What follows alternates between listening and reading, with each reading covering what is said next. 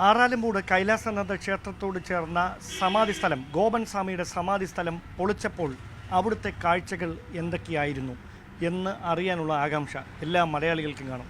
അതിന് ഉത്തരം തരാൻ ഈ പോലീസ് നടപടികൾക്ക് സാന്നിധ്യം വഹിച്ച നെയ്യാറ്റിൻകര മുനിസിപ്പാലിറ്റിയിലെ പുത്തനമ്പലം വാർഡ് കൗൺസിലർ കൂടിയായ പ്രസന്നകുമാർ എന്നോടൊപ്പം ചേരുന്നു.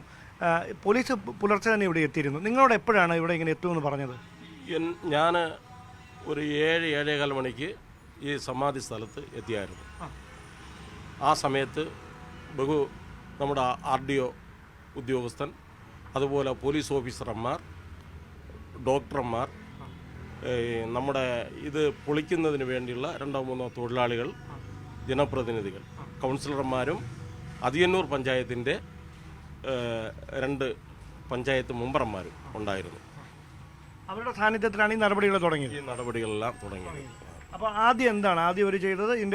ആദ്യം അവിടെ തുടങ്ങിയത് എല്ലാവരും ഗ്ലൗസും മാസ്കും എല്ലാം വെച്ചിട്ട് ഈ സമാധിയുടെ ചുറ്റും ഉള്ള മണ്ണുകൾ കവറിൽ ശേഖരിക്കുന്നത് ഞാൻ കണ്ടു. ആരെന്ന് എനിക്കറിയില്ല.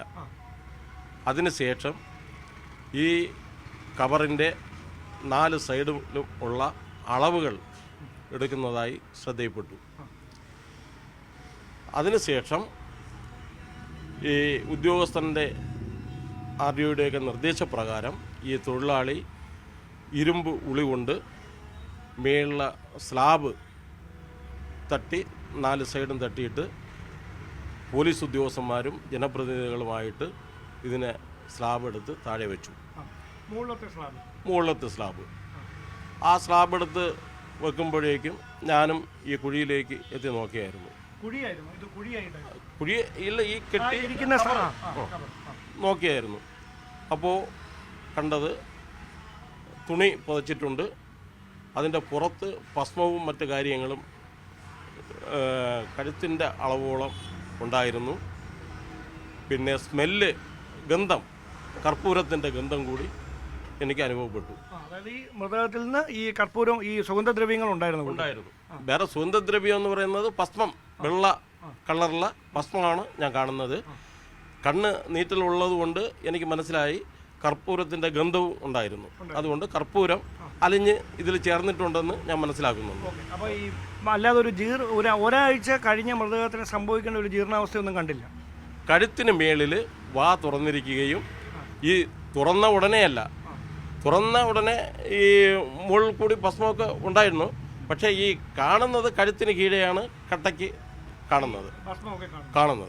മറ്റേ എനിക്ക് ആളിനെ നേരത്തെ അറിയാവുന്നുള്ളത് കൊണ്ട് ഇത് ഗോപൻ സ്വാമിയാണെന്നുള്ളത് എനിക്ക് വ്യക്തമായി മനസ്സിലായി.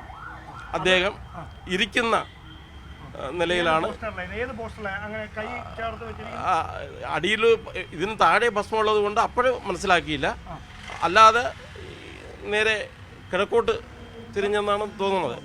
അങ്ങനെ ഇരിക്കുന്നതാണ് കാണുന്നത്. നിങ്ങളോട് അതിനുശേഷം ഈ പുറത്തെടുത്ത ഉടൻ തന്നെ അതിനുശേഷം ഒരുപാട് പ്രൊസീജിയറൊക്കെ അവിടെ നടന്നായിരുന്നു. ഈ അളവുകൾ, കമ്പ് ഉപയോഗിച്ച് അളവുകളൊക്കെ എടുത്ത് രേഖപ്പെടുത്തി അതിനുശേഷമാണ് ഈ ഭസ്മം നീക്കി. അതിനുശേഷം ഈ ഫ്രണ്ട് പൊളിച്ചപ്പോൾ 2 സ്ലാബാണ്. മുകളിൽ ഒറ്റ സ്ലാബ്, മറ്റത് ഫ്രണ്ടിൽ 2 സ്ലാബാണ്. ഈ 2 സ്ലാബും പൊളിച്ച് മാറ്റിയതിന് ശേഷം മൊത്തം ഈ ഭസ്മവും മറ്റു കാര്യങ്ങളും ഒക്കെ നീക്കി അതിന് ശേഷം വീണ്ടും അളവും കാര്യങ്ങളൊക്കെ എടുത്തു. എന്നിട്ട് ഓരോ സൈഡായിട്ട് പൊളിച്ചു. അങ്ങനെ 3 സൈഡ് പൊളിച്ചു. ബാക്ക് മാത്രമാണ് പൊളിക്കാത്തത്. നേരത്തെ അവിടെ ഉണ്ടായിരുന്ന ആ വശം അങ്ങനെ നിർത്തി പുതുതായി സ്ഥാപിച്ച ഈ 3 വശങ്ങൾ പൊളിച്ചു, മൃതദേഹം പുറത്തെടുത്തു. എന്നിട്ടായിരുന്നു പരിശോധന. ഈ നിങ്ങളോട് അടുത്ത ബന്ധമുണ്ടോ? ഇതുമായിട്ട് പരിചയമുണ്ടോ? മുൻപരിചയം? എനിക്ക് അറിയാമായിരുന്നു. എത്ര നാളായിട്ട്? എനിക്കൊരു 18 വർഷം കൊണ്ട് ഇദ്ദേഹത്തെ അറിയാം. ഞാൻ അവസാനമായിട്ട് കാണുന്നത് ഒരു 1.5-2 വർഷം എനിക്ക് വരും. അപ്പം നിങ്ങൾ ഈ ഒരു ജനപ്രതിനിധി കൂടിയാണല്ലോ. അപ്പോൾ ഈ ആൾക്കാരോടൊക്കെ സംസാരിക്കുമ്പോൾ ഈ സമാധി എന്നൊരു വാക്കോ അങ്ങനെ ഒരു സൂചന ആരോടെങ്കിലും അദ്ദേഹം പങ്കുവെച്ചായിട്ട് അറിയോ? എന്നോട് അങ്ങനെ പറഞ്ഞിട്ടില്ല. പക്ഷേ ഒരു കാര്യമുണ്ട്, ഈ ക്ഷേത്രം വെക്കുന്നതിന് വേണ്ടി പലരും സഹായം സ്വീകരിച്ചിട്ടുണ്ട്.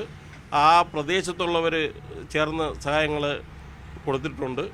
അങ്ങനെ ഒരു ആദ്യം ഇവിടെയായിരുന്നു വീട്. ഈ വീട് വിറ്റാണ് അവിടെ സ്ഥലം വാങ്ങിയതും ബാക്കി കാര്യങ്ങളൊക്കെ നടന്നതും.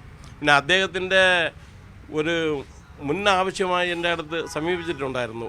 ഞാൻ കൗൺസിലർ ആകുന്നതിന് മുമ്പ് അദ്ദേഹത്തിൻ്റെ ഒരു മകൻ്റെ ഭാര്യയുടെ വിഷയമായിട്ടൊക്കെ. അങ്ങനെ ഞാനുമായിട്ട് നല്ല ബന്ധമുള്ള ഒരാളാണ്. ഉണ്ട്. അപ്പോൾ ഇതൊക്കെയാണ് ഈ കല്ലറ തുറക്കുന്ന സമയത്ത് അവിടെ എന്നിട്ട് ഇതെല്ലാം മാറ്റിയതിന് ശേഷം സ്ട്രെച്ചർ കൊണ്ടുവന്നിട്ട് ഇദ്ദേഹത്തെ സ്ട്രെച്ചറിൽ ആക്കി അതിനുശേഷം ടേബിളിൽ കിടത്തി പോലീസ് ഓഫീസർ മറ്റ് നടപടികളെല്ലാം ജനപ്രതിനിധികളെല്ലാം നിർത്തി ഫോട്ടോ എല്ലാം എടുത്തതിന് ശേഷം ഇൻക്വസ്റ്റ് തയ്യാറാക്കി ആണ് മെഡിക്കൽ കോളേജിലേക്ക് കൊണ്ടുപോയി.